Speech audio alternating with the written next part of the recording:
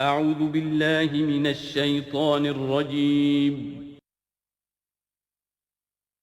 بسم الله الرحمن الرحيم.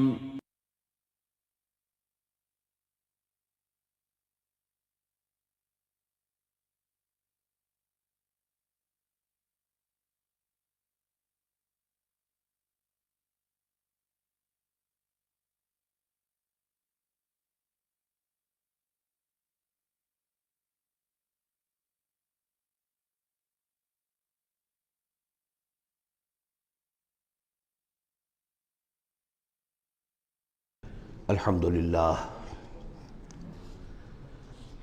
للہ وکفیٰ والصلاة والسلام علی عبادہ الذین اصطفیٰ، خصوصاً علی افضلہم وخاتم النبیین محمد الامین وعلی آلہ وصحبہ اجمعین. اما بعد فقد قال اللہ تبارک وتعالی کما ورد فی سورة الحدید: اعوذ باللہ من الشیطان الرجیم، بسم اللہ الرحمن الرحیم. سبح للہ ما فی السماوات والارض وہو العزیز الحکیم. لہ ملک السماوات والارض یحیی ویمیت وہو علی کل شیء قدیر. هو الاول والآخر والظاہر والباطن وهو بكل شيء علیم. صدق اللہ العظیم. رب اشرح لي صدری ویسر لي امری واحلل عقدۃ من لسانی یفقہوا قولی. اللہم ربنا الہمنا رشدنا واعذنا من شرور انفسنا. اللہم ارنا الحق حقا وارزقنا اتباعہ وارنا الباطل باطلا وارزقنا اجتنابہ.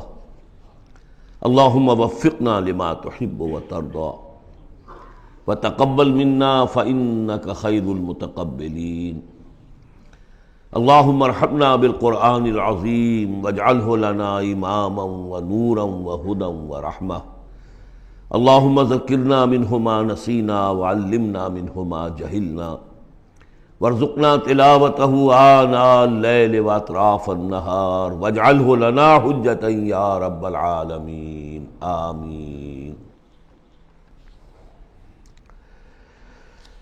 سورہ حدید سے قرآن حکیم میں جو مکی اور مدنی صورتوں کے 7 گروپ ہیں،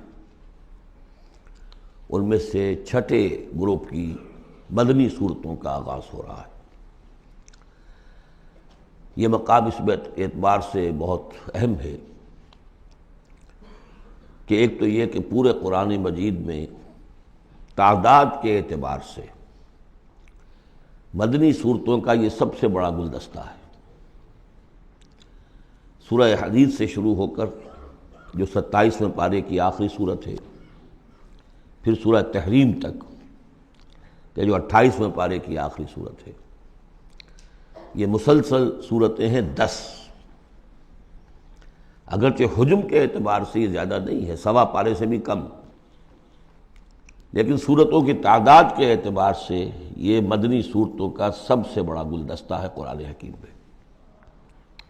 اس لیے کہ ذہن میں تازہ کر لیجئے، پہلے سورہ بقرہ، آل عمران، سورہ نساء، سورہ مائدہ، اگرچہ 6.25 پارے لیکن صورتیں تو 4 ہی تھیں.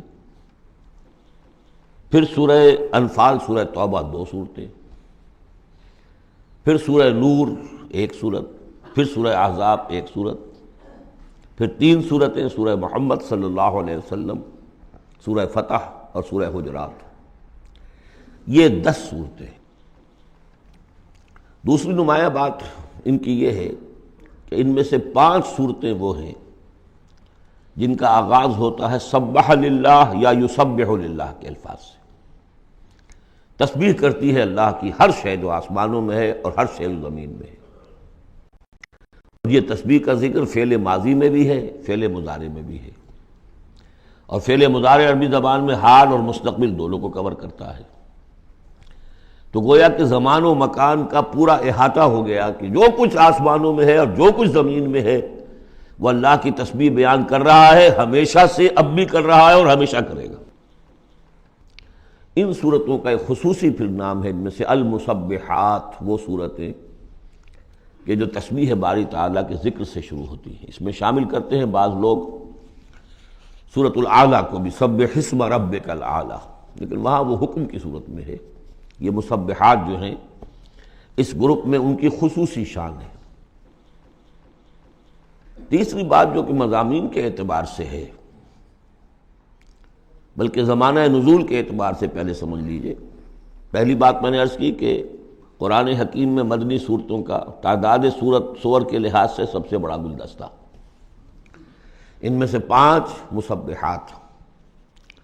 تیسری بات یہ کہ ان سب کا باستثناء واحد زمانہ نزول جو ہے وہ حضور صلی اللہ علیہ وسلم کا جو مدنی دور ہے سیرت مبارکہ کا، اس کا نصف آخر ہے، یعنی سن 5 کے بعد نازل ہوئی ہے، سوائے ایک صورت کے، وہ آ جائے گی سامنے۔ باقی جو 9 صورتیں ہیں یہ سب کی سب بات کی ہے۔ اس سے جو متعلق بنتی ہے بات وہ یہ ہے کہ اس زمانے میں مسلمانوں میں جوش جہاد، ذوق شہادت، جذبہ انفاق، بحیثیت مجموعی اس میں کچھ کمی آ گئی تھی۔ یہ کمی میں پہلے بھی اشارہ کر چکا ہوں کہ معاذ اللہ اس اعتبار سے نہیں ہوئی کہ سابقون الاولون کے ذوق میں اور شوق میں اور جذبے میں کمی آ گئی، لیکن چونکہ تعداد بڑھی مسلمانوں کی، اور اب اکثریت ان لوگوں کی تھی کہ جو ایمان لائے ہیں ہجرت کے بعد، ان کی اس طرح کی تربیت تو نہیں ہوئی جیسے کہ مکے والوں کی ہوئی تھی 12 برس تک۔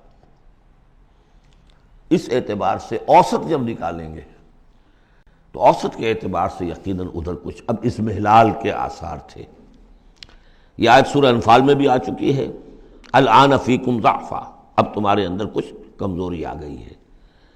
پہلے تم ایک مومن 10 کافروں پر بھاری ہو سکتا تھا، اب ہم 1 کے مقابلے میں 2 پر فتح دیں گے۔ یہ بات سورہ انفال میں آ چکی ہے، لیکن یہاں خاص طور پر نوٹ کیجئے کہ ان تمام صورتوں کے پس منظر میں وہ اضمحلال ہے۔ نتیجہ یہ ہے کہ ان تمام صورتوں میں مسلمانوں کو جیسے کہ جھنجھوڑا جا رہا ہے، تمہیں کیا ہو گیا؟ سورہ صف میں آپ دیکھیں گے، یا ایھا الذین آمنوا لم تقولون ما لا تفعلون، کیا ہو گیا تمہیں؟ کیوں کہتے ہو جو کرتے نہیں ہو؟ اسی سورہ حدید میں آئے گا، وما لکم لا تؤمنون باللہ، تمہیں کیا ہو گیا؟ اللہ پر ایمان پختہ کیوں نہیں رکھتے؟ وما لکم الا تنفقوا فی سبیل اللہ، تمہیں کیا ہو گیا ہے؟ اللہ کی راہ میں خرچ کیوں نہیں کرتے؟ اسی طرح سورہ جمعہ میں وَإِذَا رَأَوْا تِجَارَةً أَوْ لَهْوًا انفضوا إِلَيْهَا وَتَرَكُوكَ قَائِمًا، تو گرفت کا پہلو ہے، پکڑ کا، اور جھنجھوڑا جا رہا ہے۔ اس میں یقیناً روح سخن منافقین کی طرف بھی ہے، لیکن بحیثیت مجموع ان صورتوں میں جو اصل خطاب ہے وہ منافقین سے نہیں ہے۔ منافقین کے موضوع پر ایک مکمل صورت بھی ہے، اور سورہ حدید میں بھی اس مرض کا جو ہے اس کی پیتھولوجی پورے طور سے بیان کی گئی، یہ مرض پیدا کیسے ہوتا ہے۔ لیکن یہ ہے کہ عام طور پر جو روح سخن ہے وہ ضعفاء کی طرف ہے، کمزور مسلمان، منافق نہیں، یعنی جن کا ایمان اتنا قوی نہیں ہے کہ ہر بعد آباد۔ اور یہ میں آپ سے عرض کر چکا ہوں، یہ فرق تو شروع سے بھی تھا۔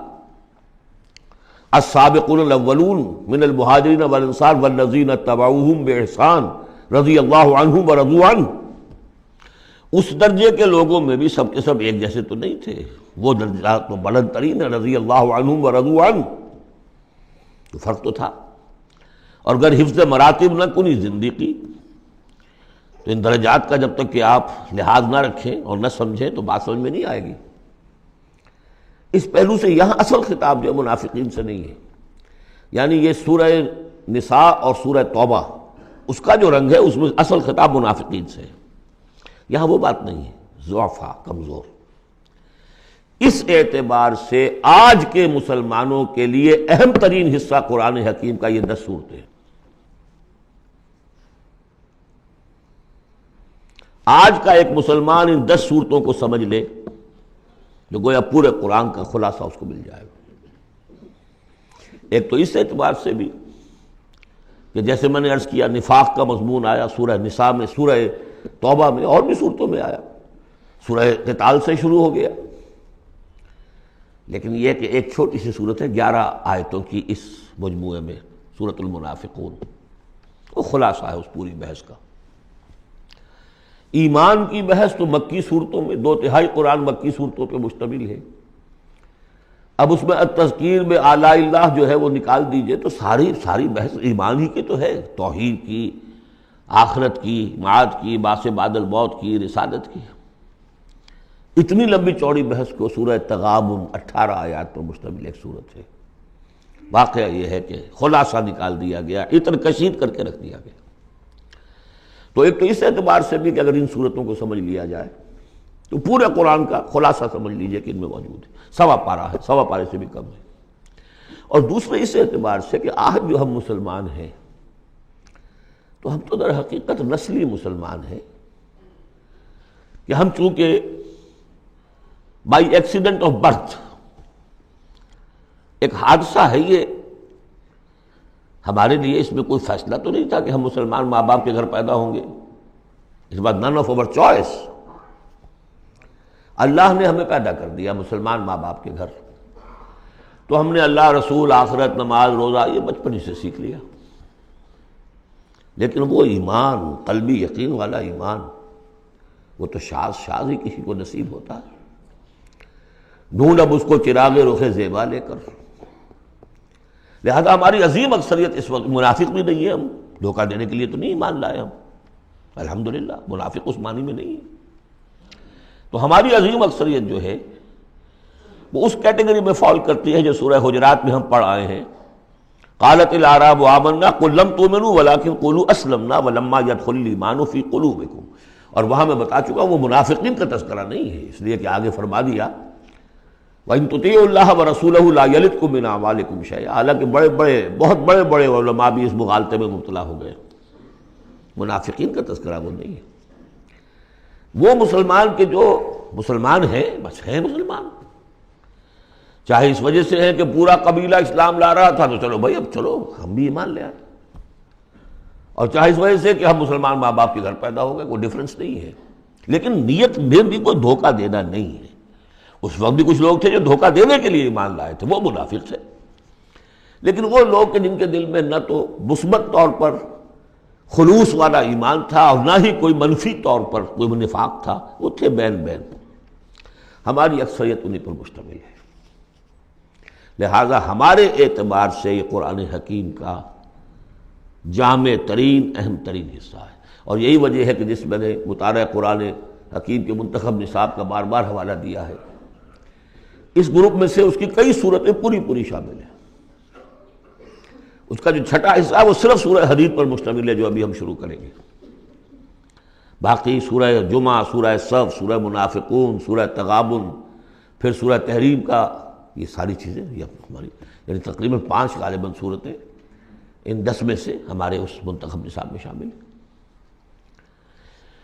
ان مسبحات میں سے بھی سورہ حدید جو ہے اس کو کہیے کہ ام المسبحات، اہم ترین صورت، بلند ترین صورت، اور میں تحدیثاً للنعمہ عرض کر رہا ہوں کہ بارہا میں نے یہ کہا ہے کہ اللہ کا بہت بڑا فضل و کرم مجھ پر ہوا ہے کہ میں یہ بھی کہہ سکتا ہوں کہ اللہ نے یہ صورت مجھے عطا فرمائی ہے۔ اس پر میرا غور و فکر، سوچ بچار 50s سے شروع ہو چکا تھا، اور اللہ تعالیٰ نے مجھے انشراح دیا اس صورت کے بارے میں، اور اس کے حوالے سے اب اس کے دروس میرے 15 گھنٹے پر بھی ہیں، اس کے بھی کیسٹس ہیں، ان کے بھی ویڈیوز ہیں، اس میں جو مباحث ہیں عظیم، ان میں سے تو ایک چاہتا ہے کہ عظیم لیکچر اس پر ہو۔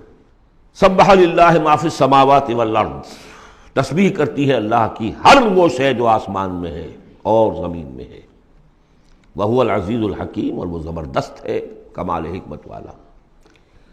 آگے چل کر دیکھیے گا کہ اس میں پھر اضافہ ہوگا، سبح للہ ما فی السماوات وما فی الارض، اور ایمفیسس، پھر آئے گا یسبح للہ ما فی السماوات والارض، پھر آئے گا یسبح للہ ما فی السماوات وما فی الارض۔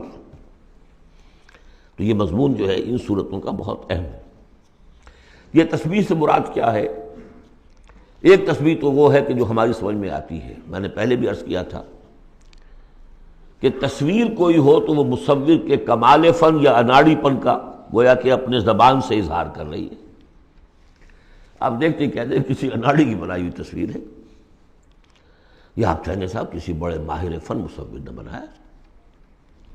گویا کہ تصویر اپنے مصور کے کمال فن یا اس کی عدم مہارت پر دلالت کر رہی ہے۔ اگر کمال فن پر کر رہی ہے تو گویا کہ زبان حال سے وہ تصویر اپنے مصور کی تعریف کر رہی ہے۔ اس معنی میں کائنات کا ذرہ ذرہ اپنے وجود سے گواہی دے رہا ہے، میرا پیدا کرنے والا، میرا صانع، میرا خالق، میرا باری، میرا مصور ہر عیب سے پاک ہے، ہر نقص سے پاک ہے، ایک ہستی کامل ہے، اس کے علم میں، اس کی قدرت میں، اس کی حکمت میں کہیں کوئی کمی نہیں۔ یہ تسبیح حالی ہے، زبان حال سے۔ اور جیسے کہ سورہ بنی اسرائیل میں ہم دیکھ آئے ہیں، یہ بھی ہو سکتا ہے کہ اللہ نے ہر ایک شے کو زبان دی ہو۔ سورہ حامیم سجدہ میں بھی الفاظ آئے، ہمارے ہاتھ پاؤں کہیں گے الیوم انطقنا اللہ الذی انطق کل شیء، آج ہمیں اس اللہ نے زبان دے دی، اس نے ہر شے کو زبان دی ہے، تو ہر شے کی بھی زبان ہو سکتی ہے۔ اور سورہ بنی اسرائیل میں تھا وَإِن مِّن شَيْءٍ إِلَّا يُسَبِّحُ بِحَمْدِهِ وَلَٰكِن لَّا تَفْقَهُونَ تَسْبِيحَهُمْ، تو زبان حال والی تسبیح تو ہماری سمجھ میں آ رہی ہے، ہو سکتا ہے اور معلوم ہوتا ہے کہ ہے ایک کوئی دوسرا پہلو بھی جو ہماری سمجھ سے بالا تر ہے۔ وَهُوَ الْعَزِيزُ الْحَكِيمُ، یہ دو اسماء اللہ تعالیٰ کے بار بار آئے ہیں، بہت مرتبہ آئے ہیں، اور ان صورتوں میں خاص طور پر آپ دیکھیں گے بہت تکرار ہوگی ان کی۔ اس کی وجہ کیا ہے کہ ایک تو یہ کہ یہ دو اسماء جو ہیں اس اعتبار سے ان کا جوڑا جو ہے معنوی اعتبار سے بہت اہم ہے۔ العزیز وہ ہستی کہ جس کا اختیار مطلق ہے، لیکن ہمارا تصور یہ ہے کہ جہاں اختیار زیادہ آ جاتا ہے کرپشن آ جاتی ہے۔ چنانچہ پولیٹیکل سائنس کا تو ایکسیم ہے، یہ فارمولا ہے، authority tends to corrupt and absolute authority corrupts absolutely۔ لہذا ساری جو کوشش ہوتی ہے دستور بنایا جاتا ہے چیکس اینڈ بیلنسز، جہاں اختیار ہے وہاں پہ کوئی چیکس اینڈ بیلنسز بھی ہونے چاہیے۔ اللہ پر کوئی چیک اینڈ بیلنس ہو ہی نہیں سکتا، کس کا ہوگا؟ تو وہ اختیار مطلق العزیز، اس کو بیلنس جو شے کر رہی ہے وہ الحکیم بھی ہے، اس کی حکمت بھی کامل ہے، اس کا کوئی فعل، اس کا کوئی فیصلہ، اس کا کوئی عمل حکمت سے خالی نہیں ہے۔ یہ دونوں گویا کہ ایک دوسرے کے ساتھ ہے، العزیز الحکیم۔ لہو ملک السماوات والارض، کیونکہ اس سورہ مبارکہ میں خاص طور پر دین، ایک دین کی حیثیت سے کہ جس میں ایک نظام، پورا نظام زندگی آئے اور حکومت بھی اس کے اندر شامل ہو، اللہ کی حکومت، لہذا یہ شانیں جو ہے خاص طور پر نمایاں کی جائیں گی۔ لہو ملک السماوات والارض، اس کے لیے ہے آسمانوں اور زمین کی بادشاہی۔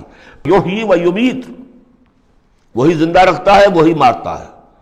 وہو علی کل شیء قدیر، وہ ہر چیز پر قادر ہے۔ اس سورہ مبارکہ کی پہلی 6 آیات میں اللہ تعالیٰ کے اسماء و صفات کا جو ذکر ہو رہا ہے وہ پورے قرآن میں اس اعتبار سے منفرد ہے کہ بلند ترین سطح پر انتہائی جامعیت کے ساتھ فلسفے اور منطق کی بلند ترین سطح پر ہے۔ تیسری آیت اس کی وہ ہے جس کے بارے میں نے آپ کو پہلے سنایا تھا، امام راضی کا قول کہ آ کر کھڑے ہو گئے اس مقام پر جیسے کہ خوف زدہ ہو انسان، دہشت زدہ۔ هو الاول والآخر والظاہر والباطن وهو بكل شيء علیم، وہی اول ہے، وہی آخر ہے، وہی ظاہر ہے، وہی باطن ہے۔ کیا سمجھے اس کو؟ وہی وہ ہے، پھر یہ کیا ہے؟ غالب کا بڑا پیارا شعر ہے، جبکہ تجھ بن نہیں کوئی موجود، پھر یہ ہنگامہ ہے خدا کیا ہے؟ وہی اول، وہی آخر، وہی ظاہر، وہی باطن۔ یہ ہے وہ مقام جس پر کہ آ کر کھڑے ہو گئے امام راضی، اعلم ان ھذا المقام مقام غامض مہیب عمیق، خبردار، ہوشیار کہ رہبر دم تیغست قدم رہا، ہوشیار ہو جاؤ، تلوار کی دھار پر قدم آ گیا ہے تمہارا۔ یہ ہے وہ مسئلہ کہ جس کو ہمارے بعض صوفیہ وحدت الوجود سے تعبیر کرتے ہیں، لیکن یہ فلسفے کا مشکل ترین مسئلہ ہے۔ وحدت وجود کی ایک تعبیر وہ بھی ہے جو کفر ہے، شرک ہے، اموست، جس کے کفر اور شرک ہونے میں کسی کو اختلاف نہیں، لیکن یہ کہ یہ عام لوگوں کی سمجھ میں آنے والی بات ہے نہیں۔ میں نے امکانی حد تک سمجھایا ہے اور مجھے اطمینان ہے۔ بہرحال اب اس میں یوں سمجھ دیجئے، یہ کائنات حادث ہے، ہم جانتے ہیں کہ حادث ہے، ہمیشہ سے تو نہیں ہے۔ پہلے کون تھا؟ اللہ تھا۔ تو کائنات کا آغاز کہاں سے ہوا؟ اللہ سے۔ پھر ہم پڑھائے ہیں کل من علیہا فان ویبقی وجہ ربک ذو الجلال والاکرام، ایک وقت آئے گا کچھ نہیں رہے گا، وجہ ربک ذو الجلال والاکرام رہ جائے گا۔ تو آخر کون ہوا؟ اب یہ اول و آخر کے مابین جو ہے، اس کا ظاہر بھی وہ ہے، باطن بھی وہ ہے۔ یہ بہت مشکل مسئلہ ہے، لیکن یہ کہ اس کو ایک حدیث نے عام لوگوں کے لیے آسان کر دیا ہے۔ حضور یہ دعا کرتے تھے، اے اللہ انت الاول فلیس قبلک شیء، تو وہ پہلا ہے کہ جس سے پہلے کوئی شے نہیں تھی، وانت الآخر فلیس بعدک شیء، تو وہ آخر ہے کہ تیرے بعد کچھ نہیں، وانت الظاہر فلیس فوقک شیء، تو اس سے اوپر کوئی شے نہیں، وانت الباطن فلیس دونک شیء۔ بہرحال اس کو اسی حد تک اس وقت رکھیے، جن کو زیادہ شوق ہو جائے وہ پھر میرے وہ تفصیلی کیسٹس کی طرف رجوع کریں۔ هو الاول والآخر والظاہر والباطن وهو بكل شیء علیم، وہ ہر چیز کا علم رکھتا ہے۔ اب تو واضح ہو گیا ہے ہی وہ۔ اس سے پہلے ہم پڑھا تھے نحن اقرب الیہ من حبل الورید، تو اس حوالے سے تو یہ دو صفات اللہ کی خاص طور پر آپ دیکھیں گے قرآن میں، علی کل شیء قدیر بکل شیء علیم، دو چیزیں آئیں گی خاص طور پر، ہر چیز کا علم رکھنے والا، ہر چیز پر قادر۔ هو الذی خلق السماوات والارض فی ستۃ ایام، وہی ہے جس نے بنائے آسمان اور زمین 6 دنوں میں، ثم استوى علی العرش، پھر متمکن ہوا تخت حکومت پر، عرش پر۔ یعلم ما یلج فی الارض، یہ پہلے بھی آیت آ چکی ہے سورہ فاطر میں غالباً یا سورہ سبا میں۔ وہ جانتا ہے جو کچھ کے داخل ہوتا ہے زمین میں، وما یخرج منہا، جو کچھ نکلتا ہے اس سے، وما ینزل من السماء، اور جو کچھ اترتا ہے آسمان سے، وما یعرج فیہا، اور جو چڑھتا ہے اس میں، وہو معکم، ویسے پانی بھی اترتا ہے، بخارات بھی چڑھتے ہیں، فرشتے اترتے ہیں احکام خداوندی لے کر، اور پھر وہ چڑھتے ہیں، یا تو انسانوں کی جانیں لے کر بھی چڑھ رہے ہوتے ہیں، یا یہ کہ جو بھی یہاں پر ہو رہا ہے اس کی رپورٹس لے کر چڑھتے ہیں۔ زمین کے اندر پانی جذب ہوتا ہے، بیج داخل ہوتا ہے، نکلتا ہے پودا، ان تمام چیزوں کا احاطہ کیا۔ وَهُوَ مَعَكُمْ أَيْنَمَا كُنْتُمْ، تم جہاں کہیں بھی ہوتے ہو وہ تمہارے ساتھ ہوتا ہے۔ وَاللَّهُ بِمَا تَعْمَلُونَ بَصِيرٌ، اللہ تعالیٰ جو کچھ تم کر رہے ہو اسے دیکھ رہا ہے، خود چشمدید گواہ ہے۔ پھر دیکھیے لَهُ مُلْكُ السَّمَاوَاتِ وَالْأَرْضِ، توحید کا یہ تقاضا کہ بادشاہی اسی کی ہو، ایک عقیدے کی توحید ہے بس، یہ کہ بادشاہی اسی کی ہو، لَهُ مُلْكُ السَّمَاوَاتِ، آسمان اور زمین کی بادشاہی اسی کی ہے۔ وَإِلَى اللَّهِ تُرْجَعُ الْأُمُورُ، تمام معاملات اسی کی طرف لوٹا دیے جائیں گے۔ یولج اللیل فی النہار ویولج النہار فی اللیل، وہ پرو لاتا ہے رات کو دن میں اور پرو لاتا ہے دن کو رات میں، یہ مضمون بھی کئی مرتبہ آ چکا ہے۔ وَهُوَ عَلِيمٌ بِذَاتِ الصُّدُورِ، علم کو دیکھیے کتنی مرتبہ دہرایا ہے، بِكُلِّ شَيْءٍ عَلِيمٌ، يَعْلَمُ مَا يَلِجُ فِي الْأَرْضِ وَمَا يَخْرُجُ مِنْهَا وَمَا يَنزِلُ مِنَ السَّمَاءِ وَمَا يَعْرُجُ فِيهَا، اور یہاں ہوا عَلِيمٌ بِذَاتِ الصُّدُورِ، سینوں کے اندر جو کچھ ہے اس کو بھی جانتا ہے۔ یہ 6 آیات ہیں، یہ پہلا حصہ ہے سورۃ مبارکہ کا، اور یہ شاندار تمہید بنی، آگاہ ہو جاؤ کس کا کلام پڑھ رہے ہو، کس سے ہم کلام ہو۔ ہوشدار کہ رہ بردب تیغست قدم را۔ اب دیکھیے ایک آیت میں جو تقاضا ہے، یہ تو اللہ ہے، ایسا ہے، اسی کی بادشاہی ہے، وہ سب جانتا ہے، وہ ہر چیز پر قدیر ہے، یہ سب کیا ہے؟ نیریٹو ہے، اور یہ ہے توحید فی العقیدہ۔ اس کا تقاضا کیا ہے؟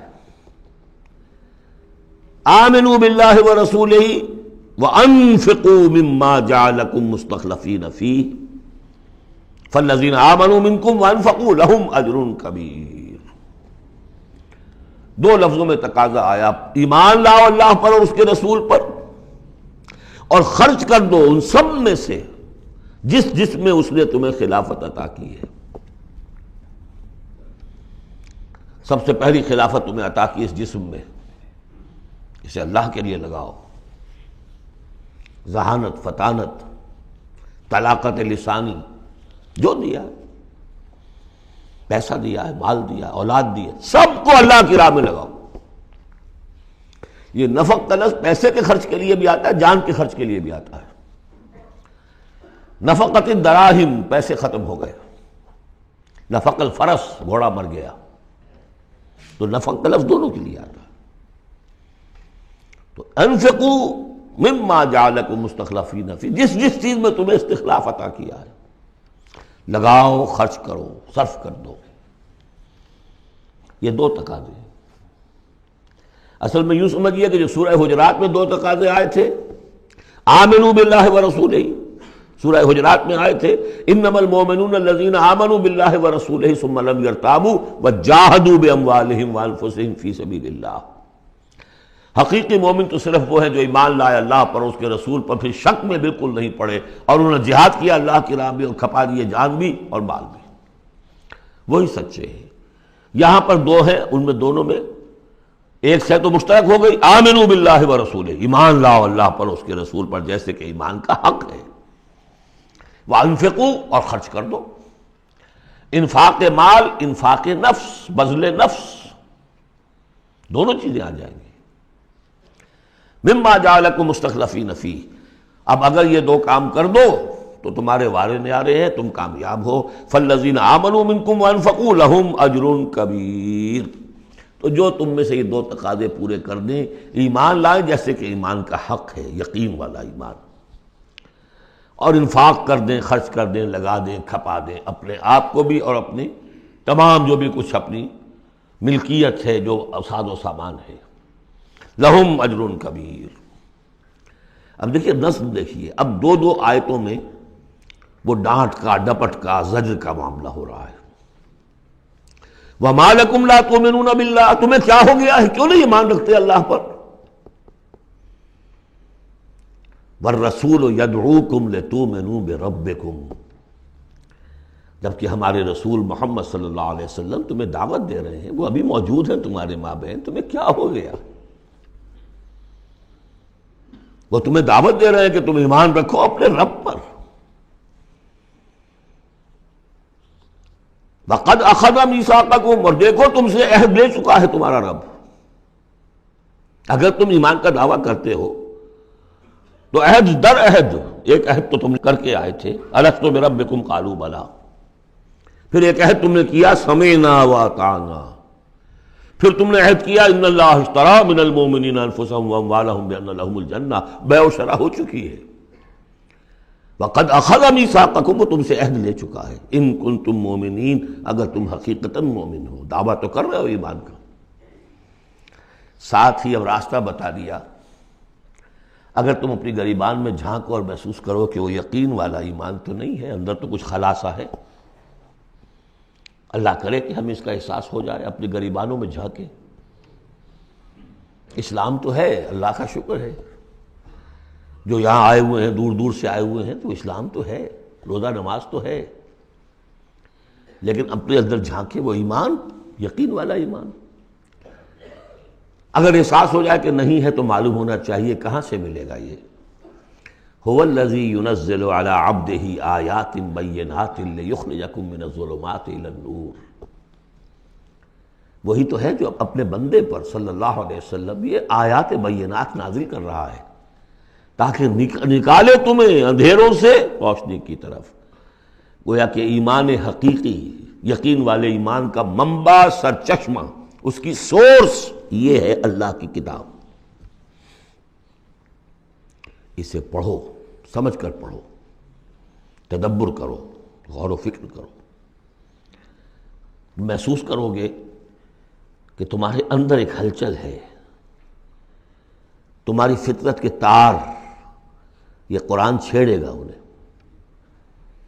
نغمے بیتاب ہے تاروں سے نکلنے کے لیے، ایک ذرا چھیڑ تو دے زخمۂ مضراب حیات، اور اس سے خود تمہارے اندر سے ابھر کر ایمان اندر سے ابھرے گا۔ تمہارے اندر ہے، سویا ہوا ہے، تمہاری روح میں ہے، ڈورمنٹ ہے، صرف ایکٹیویٹ کرنے کی بات ہے، اور یہ آیات قرآنیہ انہیں ایکٹیویٹ کرتی ہیں۔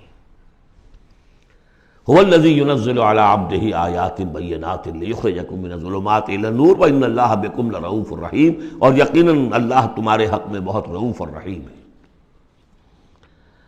اب آپ نے دیکھ لیا سورس جو ہے اس ایمان کا وہ کیا ہے، قرآن۔ سورہ شورى میں ہم دیکھ آئے ہیں خود حضور کو کہاں سے ملا، وَكَذَلِكَ أَوْحَيْنَا إِلَيْكَ رُوحًا مِّنْ أَمْرِنَا مَا كُنْتَ تَدْرِي مَا الْكِتَابُ وَلَا الْإِيمَانُ وَلَكِنْ جَعَلْنَاهُ نُورًا نَهْدِي بِهِ مَن نَّشَاءُ مِنْ عِبَادِنَا۔ اے نبی، آپ کو تو معلوم نہیں تھا کتاب کسے کہتے ہیں، شریعت کسے کہتے ہیں، نہ آپ تورات سے واقف، نہ آپ انجیل سے واقف، آپ تو مکے کے امیین میں سے تھے۔ ایمان کسے کہتے ہیں؟ وَلَكِنْ جَعَلْنَاهُ، اس قرآن کو ہم نے نور بنا کر آپ پر اتارا ہے۔ وہ ایمان جو ہے اب آپ کا باطن اس سے جگمگا اٹھا ہے، اب آپ جو ہے گویا کہ اب روشنی کا مینار ہیں، اب آپ ہدایت دیں گے سیدھے راستے کی طرف۔ اسی کو مولانا ظفر علی خان نے کہا ہے بہت خوبصورتی لیکن بہت سادگی سے، وہ جنس نہیں ایمان جسے لے آئیں دکانیں فلسفہ سے، ڈھونڈے سے ملے گی عاقل کو یہ قرآن کے سپاہوں۔ اچھا، ایک بات تو ہو گئی کہ تم ایمان کیوں نہیں، تمہارا پختہ کیوں نہیں ہے، یہ دل میں یقین ایمان کیوں لیے پھر رہے ہو، یہ شکوک و شبہات کے کانٹے جس میں چبھے ہوئے ہیں اس ایمان کے ساتھ گزارا کیوں کر رہے ہو؟ اگر اس میں کمی ہے تو پہلے اس کمی کو پورا کرو، چھوڑ دو دھندے، کچھ دن نکال لو، 1 سال نکال لو اپنی زندگی میں سے کہ کم سے کم اتنی عربی سیکھ لیں کہ یہ قرآن ہمارے دلوں کے تاروں کو چھیڑ سکے۔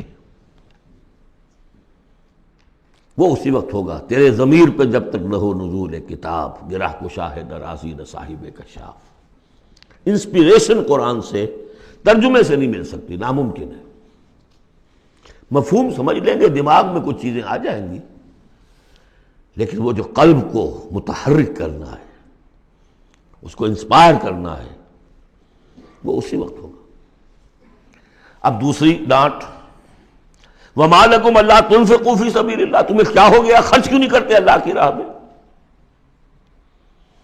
وَلِلَّهِ مِيرَاثُ السَّمَاوَاتِ وَالْأَرْضِ، آسمان اور زمین کی ساری وراثت تو بالآخر اللہ ہی کے لیے رہ جائے گی، تمہارے پاس رہ جائیں گے یہ محل،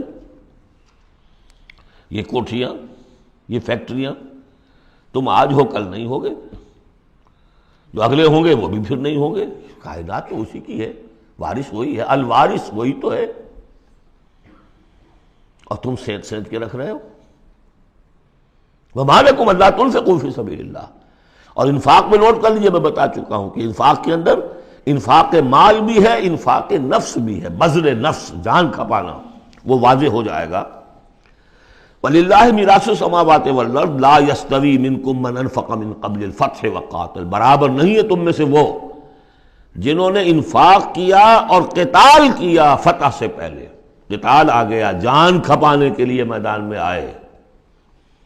انفاق جو کہا تھا آیت نمبر 7 میں، وہ صرف مال کا نہیں، جان کا بھی ہے، اور انفاق کے جان جو ہے اس کا سب سے بڑا موقع کیا ہے؟ جنگ، جہاں آپ نقد جان ہتھیلی پر رکھ کر حاضر ہوتے، وہ تو اگر جان بچ جائے تو گویا کہ بونس ہے، ورنہ جو جاتا ہے جنگ میں وہ پورا رسک لے کر جاتا ہے۔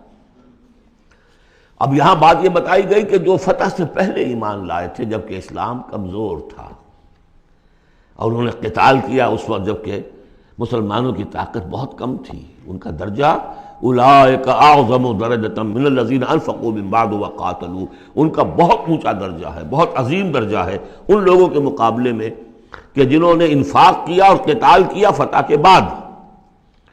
وَكُلًّا وَعَدَ اللَّهُ الْحُسْنَى، اب فتح کے بعد سے صاف ظاہر ہو رہا ہے کہ یہ صورت کم سے کم سن 6 کے بعد نازل ہوئی ہے، اس لیے کہ فتح تو پہلی جو ہے وہ سن 6 میں صلح حدیبیہ کی شکل میں حاصل ہوئی ہے، اِنَّا فَتَحْنَا لَكَ فَتْحًا مُبِينًا،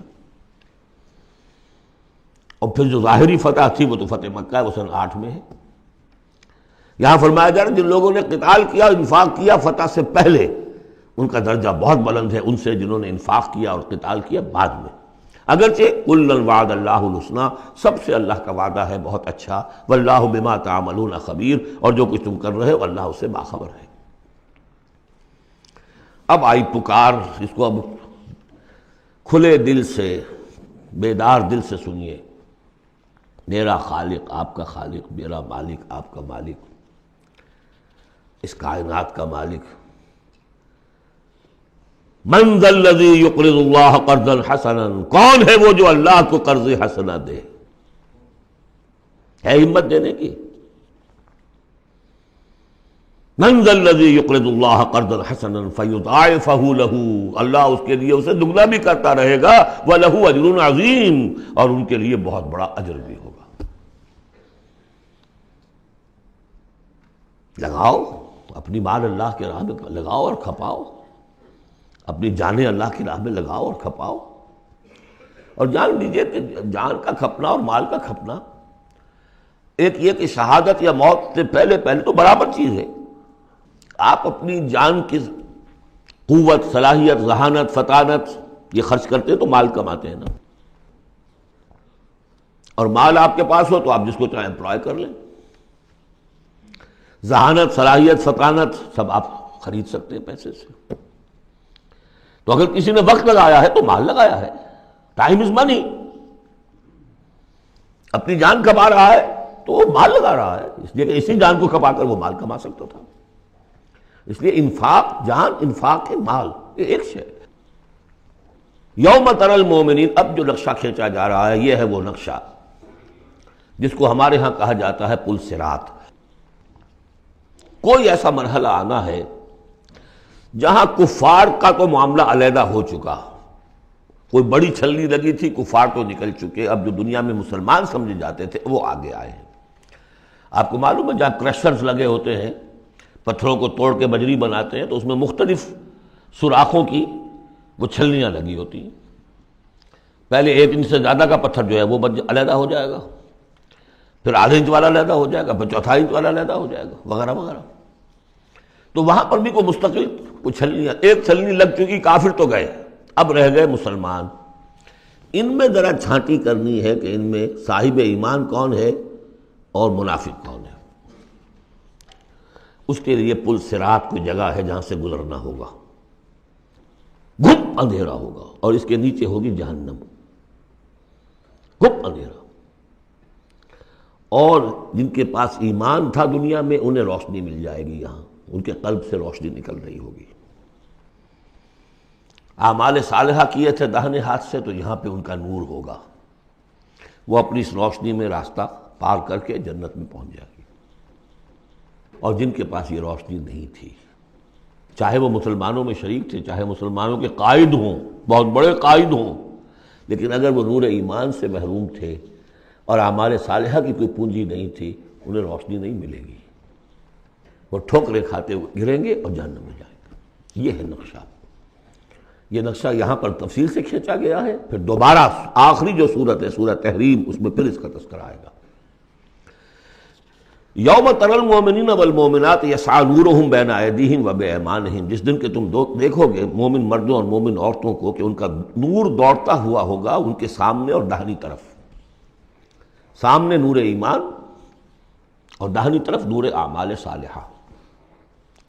بشراکم اليوم جنات تجری من تحتها الانہار خالدین فیہا، ان سے کہا جائے گا آج تمہارے لیے بشارت ہے ان جنتوں کی جن کے نیچے نہریں بہہ رہی ہیں، اور تم رہو گے اس میں ہمیشہ ہمیشہ، ذالک هو الفوز العظیم، یقیناً یہی بہت بڑی کامیابی ہے۔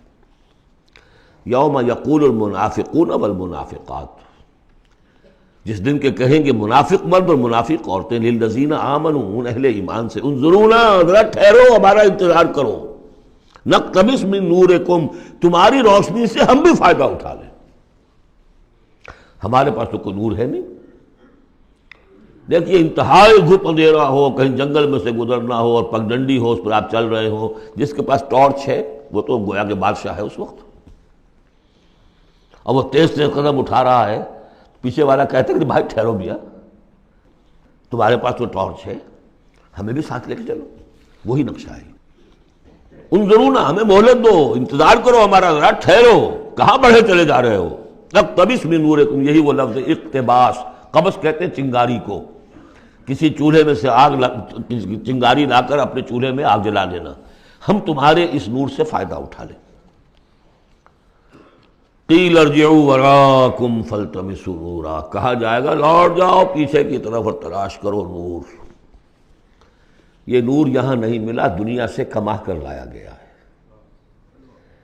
یہاں قیلا کہا گیا، قالو نہیں کہا گیا۔ اہل ایمان کی شرافت اور مروت سے یہ بعید ہے کہ وہ یہ جواب دے، کوئی کہنے والا ہوگا اللہ کا فرشتہ، قیلا کہا جائے گا، قیل ارجعوا وراءکم، لوٹ جاؤ پیچھے کی طرف، فالتمسوا نورا، اگر ہو سکتا ہے جاؤ دوبارہ دنیا کے اندر، وہاں جا کر ایمان اور عمل صالح کی کمائی کر کے لاؤ تو یہ نور ہوگا۔ فضرب بینہم بسور لہ باب، اور اتنے عرصے میں ان کے درمیان ایک فصیل حائل کر دی جائے گی جس میں ایک دروازہ ہوگا، باطنہ فیہ الرحمہ، اس فصیل کے اندر کی طرف رحمت ہوگی، وظاہرہ من قبلہ العذاب، اور اس کے باہر کی طرف عذاب الہی کا نزول شروع ہو جائے گا۔ یہ چھلنی ہے جو اہل ایمان اور منافقین کے درمیان لگائی جائے گی۔ اب اس اعتبار سے اگلی دو آیتیں جو ہیں قرآن مجید کا اہم ترین مقام ہے کہ یہ پیتھولوجی کیسے ڈیولپ ہوتی ہے، نفاق کیسے آتا ہے۔ ینادونہم الم نکن معکم، وہ منافق کہیں گے اے مسلمانوں کیا ہم تمہارے ساتھ نہ تھے؟ تمہارے ساتھ مسجد نبوی میں ہم نمازیں پڑھتے تھے، عیدیں پڑھتے تھے، ہم تمہارے ساتھ تھے۔ الم نکن معکم، کیا ہم تمہارے ساتھ نہ تھے؟ قالوا بلا، اب وہ کہیں گے ہاں تھے تو ہمارے ساتھ، کیوں نہیں تھے؟ ولکنکم فتنتم انفسکم، تم نے اپنے آپ کو فتنے میں ڈالا۔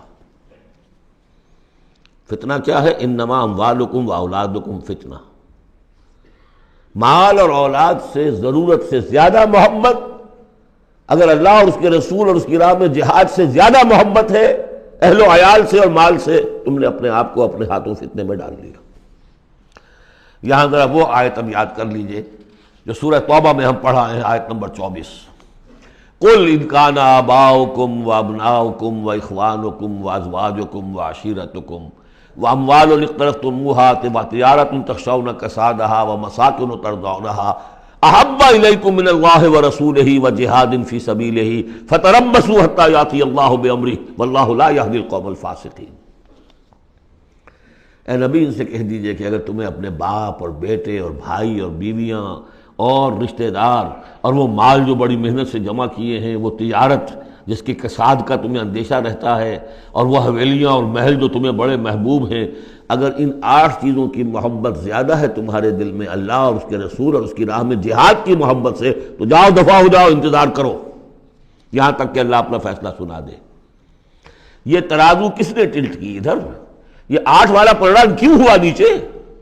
کیوں نہیں یہ 3 والا نیچے گیا؟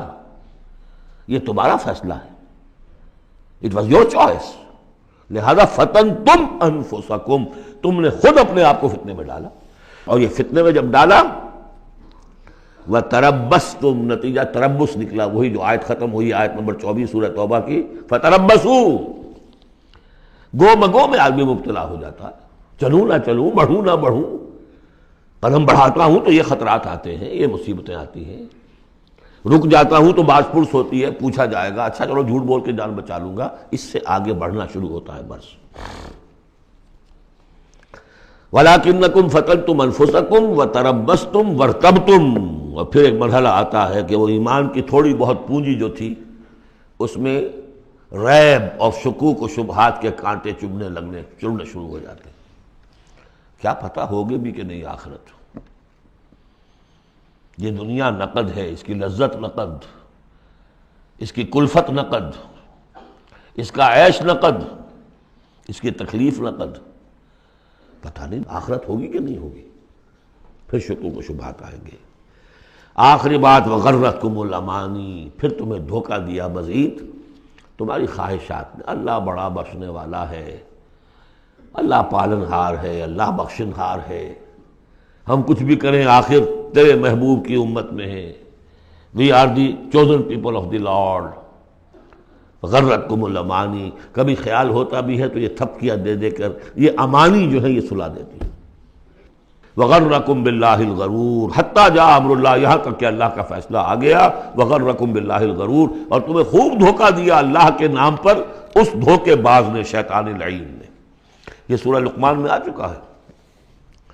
فلا یغرنکم الحیات الدنیا ولا یغرنکم باللہ الغرور. یہ ہے سٹیجز. دنیا، مال، اسباب، اولاد، کاروبار، ان چیزوں میں اتنا انہماک کہ اللہ اور اس کا رسول اور اللہ کی راہ میں جہاد کی جو محبت ہے وہ کم تر ہو جائے. یہ نقطہ آغاز ہے. یہاں سے تربص سے ریب و شکوک، اور ریب و شکوک سے آگے نفاق. فَالْيَوْمَ لَا يُؤْخَذُ مِنْكُمْ فِدْيَةٌ وَلَا مِنَ الَّذِينَ كَفَرُوا، تو آج نہ تم سے کوئی فدیہ قبول کیا جائے گا اور نہ کافروں سے. اشارہ کر دیا گیا دنیا میں تم مسلمانوں کے ساتھ تھے، یہاں تمہارا حشر ہم کافروں کے ساتھ ہے. یہی نفاق کی حقیقت ہے. منافق دنیا میں مسلمان شمار ہوتا ہے، قانون میں مسلمان ہے. آخرت میں جا کر پردہ کھلے گا کہ ایمان کی حقیقت تو تھی ہی نہیں. یہ تو ایک عقیدہ تھا، لیے پھرتا تھا، ایک ڈوگما تھا. دل میں وہ بات نہیں تھی. وَلَمَّا يَدْخُلِ الْإِيمَانُ فِي قُلُوبِكُمْ، وہ ایمان ابھی تمہارے دلوں میں داخل نہیں ہوا تھا. دل کے اندر ایمان نہیں تو نور کہاں سے آ جائے گا؟ اور دل میں ایمان نہیں تو جو نیکی بھی کر رہے ہیں وہ دکھاوے کی نیکی ہے، وہ دنیا میں لوگوں کے اندر شہرت حاصل کرنے کی نیکی ہے. ہاں ایمان یہاں ہے تو اب نیکی جو ہے اس کے اندر نور ہے. فَالْيَوْمَ لَا يُؤْخَذُ مِنْكُمْ فِدْيَةٌ وَلَا مِنَ الَّذِينَ كَفَرُوا مَأْوَاكُمُ النَّارُ وَهِيَ مَوْلَاكُمْ وَبِئْسَ الْمَصِيرُ. اب تو تمہارا ٹھکانہ تو آگ ہی ہے اور وہ بہت برا ٹھکانہ ہے. وہی تمہاری مولا ہے، غم خار ہے، دم ساز ہے. کوئی اپنا شکوہ شکایت کرنی ہے، کوئی نالا و فریاد، اسی سے کہو جو کچھ کہنا ہے. بئس المصیر، اور وہ بہت برا ٹھکانہ ہے. اب یہ سب کچھ اگر آپ نے سن لیا تو اب یہ آپ سے ایک اور سوال اللہ تعالیٰ کر رہے ہیں. الم یعن للذین آمنوا ان تخشع قلوبہم لذکر اللہ وما نزل من الحق. کیا وقت آ نہیں گیا اہل ایمان کے لیے کہ ان کے دل جھک جائیں اللہ کی یاد میں اور اس کے سامنے کے جو حق میں سے نازل ہو چکا ہے. یاد ہے اس قرآن کے بارے میں سورہ بنی اسرائیل میں کیا پڑھا تھا؟ وَبِالْحَقِّ أَنزَلْنَاهُ وَبِالْحَقِّ نَزَلَ. ہم نے اس کو نازل کیا حق کے ساتھ اور یہ نازل ہوا ہے حق کے ساتھ. تاخیر، تعویق، یہ کر لوں وہ کر لوں، اس کے بعد بچیوں کے ہاتھ پیلے کرنے ہیں. ابھی ذرا بچوں کی تعلیم کا مسئلہ ہے. تعلیم کیا؟ دنیا کی تعلیم، میری تعلیم دنیا کی. خود ساری عمر گزار دی ہے جن کوچوں کی سیر کرتے ہوئے انہی کوچوں میں داخل کر رہے ہیں اپنی اولاد کو. اور ایسے ایسے لوگ بھی ہیں، ایسے ایسے ناسمجھ لوگ. کچی عمر میں برطانیہ بھیج دیا، امریکہ بھیج دیا، اور پھر روتے ہوئے آتے ہیں بچہ بگڑ گیا، بچے نے یہ کر دیا، بچہ وہ ہو گیا. یہ تو حال ہے. الم یعن للذین آمنوا ان تخشع قلوبہم لذکر اللہ وما نزل من الحق. کیا وقت آ نہیں گیا؟ کس کے منتظر ہو؟ اہل ایمان کے دل جھک جائیں اللہ کی یاد میں اور اس قرآن کے سامنے. ولا یکونوا کالذین اوتوا الکتاب من قبل، نہ ہو جائیں ان لوگوں کے مانند جنہیں کتاب دی گئی تھی پہلے. فطال علیہم الامد، تو جب ان پر ایک طویل مدت گزر گئی، فقست قلوبہم، تو ان کے دل سخت ہو گئے. یاد ہے سورہ بقرہ کی آیت؟ ثم قست قلوبکم فہی کالحجارۃ او اشد قسوۃ. پتھروں کی طرح سخت، اس سے بھی زیادہ سخت. وکثیر منہم فاسقون، اور ان کی اکثریت فاسقوں پر، فاجروں پر مشتمل ہے. دیکھ لو ایک راستہ وہ ہے. اب بھی نہ مڑو گے، اب بھی نہ توبہ کرو گے، اب بھی نہ باز آؤ گے، تو پھر دیکھ لو نشان عبرت کے طور پر وہ موجود ہے قوم. ثم قست قلوبکم فہی کالحجارۃ او اشد قسوۃ. اعلموا، اب ساتھ ہی جہاں یہ ذرا ڈانٹ ڈپٹ کا انداز ہے، ہمت افزائی بھی، گھبراؤ نہیں۔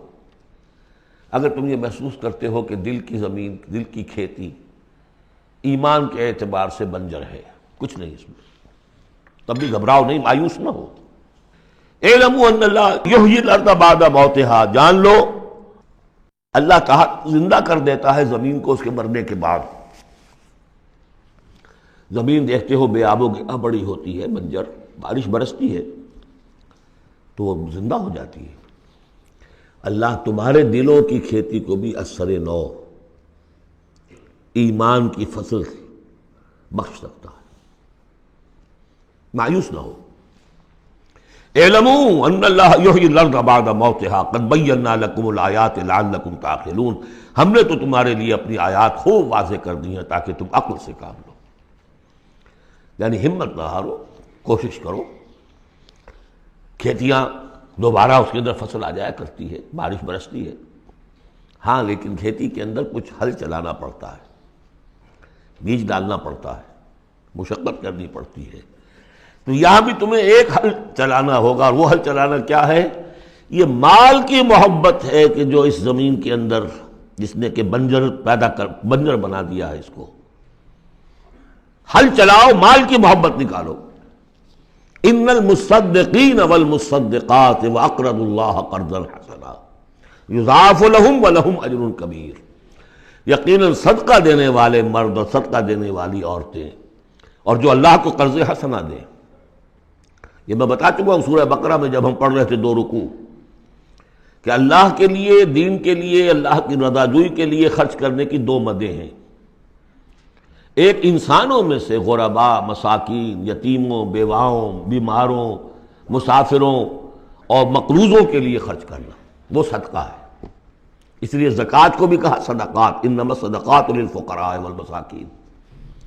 ایک ہے اللہ کے دین کے لیے، اس کی دین کی نشر و اشاعت ہے، اس کے پیغام کو پھیلانا ہے، اس کی تعلیم ہے، پھر اس دین کو غالب کرنے کی جد و جہد ہے، اس کے لیے ساز و سامان چاہیے، اس کے لیے وسائل چاہیے۔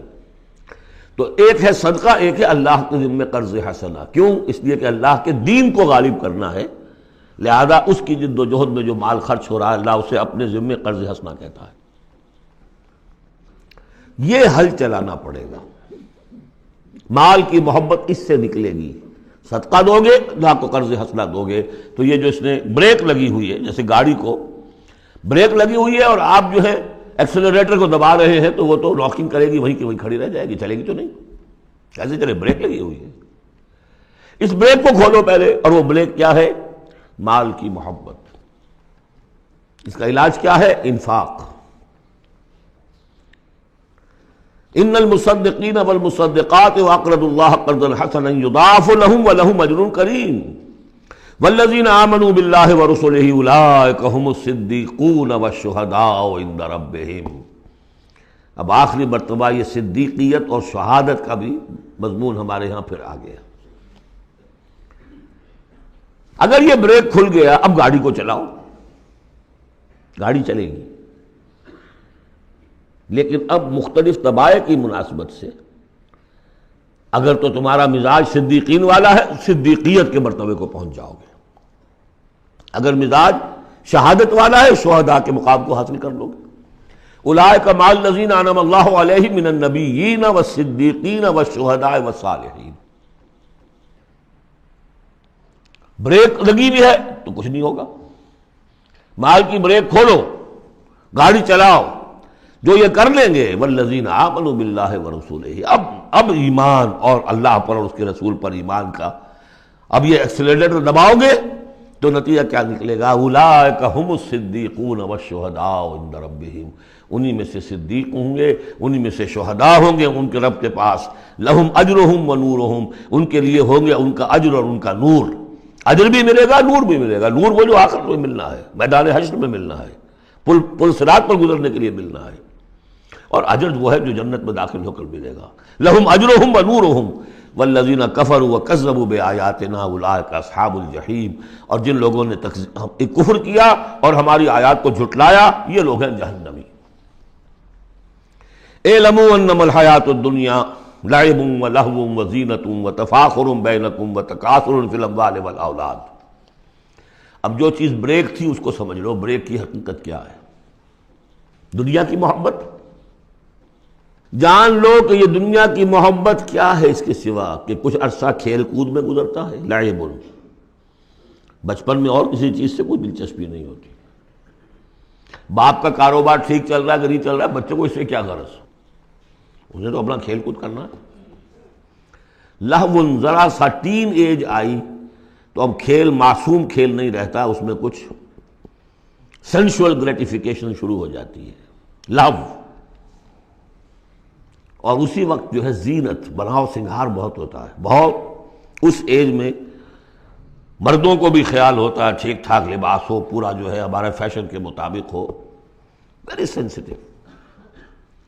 اس کے بعد ذرا عمر بڑھتی ہے، تفاخر بینکم، اب فخر، نسل پر فخر، مال پر فخر، دولت پر فخر، اور فخر میں بڑھ جانا، تفاخر بینکم۔ لیکن جب ذرا زندگی ذرا اور ڈھلی، تکاثر فی الاموال والاولاد، کثرت سے مال اور اولاد۔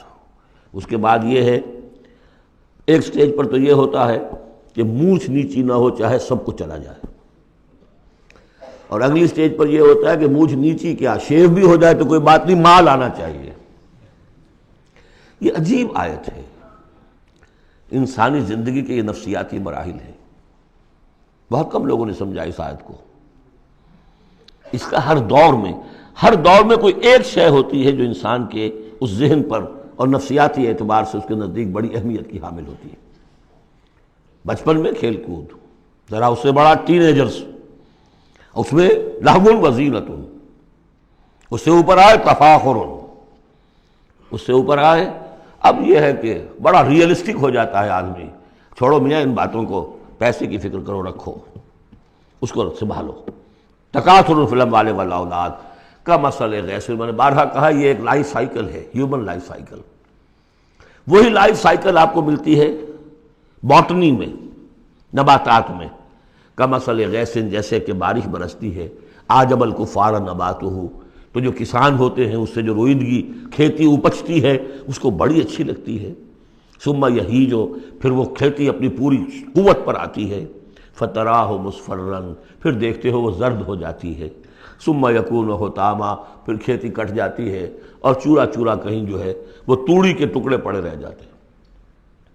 اسی طرح بچہ پیدا ہوتا ہے، بڑی خوشیاں ہیں، جشن بن رہا ہے، پھر وہ بچہ جوان ہوا ہے، ثم یہیج، جو اپنی پوری قوت کو پہنچ گیا ہے، فتراہ مصفرا، پھر بالوں میں بھی سفیدی آ گئی، پھر چہرے پر جھریاں آ رہی ہیں، ثم یکون حطاما، پھر مرے اور گڑھے میں دفن ہوئے اور مٹی میں مل کر مٹی ہو گئے۔ لیکن ایک زندگی آخرت کی ہے جس کے لیے کوئی اس طرح کا اینڈ نہیں ہے۔ وَفِي الْآخِرَةِ عَذَابٌ شَدِيدٌ وَمَغْفِرَةٌ مِّنَ اللَّهِ وَرِضْوَانٌ، اور آخرت میں ہے بہت بڑی سزا اور مغفرت اللہ تعالیٰ کی طرف سے، اور یا رضوان ہے۔ وَإِنَّهَا لَجَنَّةٌ أَبَدًا أَوْ لَنَارٌ أَبَدًا وَمَا الْحَيَاةُ الدُّنْيَا إِلَّا مَتَاعُ الْغُرُورِ، اور جان لو کہ دنیا کی یہ زندگی تو سوائے دھوکے کے ساز و سامان کی اور کچھ نہیں ہے۔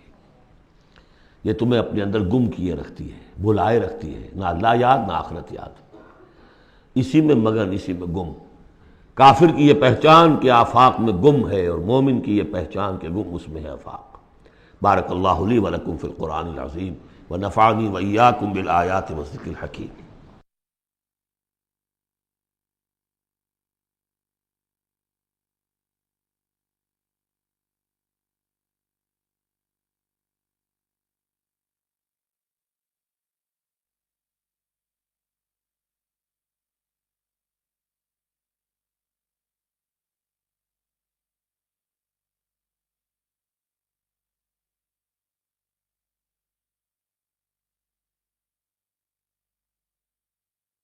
أعوذ بالله من الشيطان الرجيم. بسم الله الرحمن